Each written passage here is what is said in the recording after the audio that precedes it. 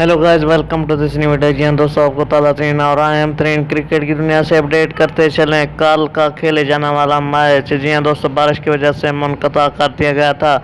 इसी वजह से रिजर्व डे रखा गया था, लेकिन ताहम आपको अभी भी अपडेट करते चलें कि आज भी बारिश का इम्कान है।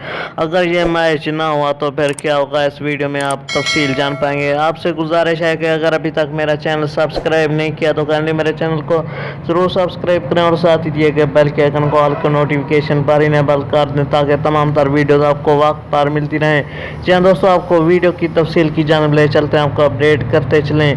पाकिस्तान और भारत का मैच, जो कि सुपर 4 मरहले का अहम तरीन मैच है। जी हाँ दोस्तों, कल 22.1 ओवर कराया गया। जी हाँ दोस्तों, भारत की बैटिंग जारी थी और बारिश आ गई थी, ताहम ये मैच मुकम्मल ना हो सका बारिश की वजह से। आज बताया जा रहा है कि कोलंबो स्टेडियम में आज भी बारिश का इम्कान है। ये थी दोस्तों आपके लिए ताज़ा तरीन अपडेट। मुझे दीजिए इजाज़त, मिलते हैं नए वीडियो के साथ। Thanks for watching.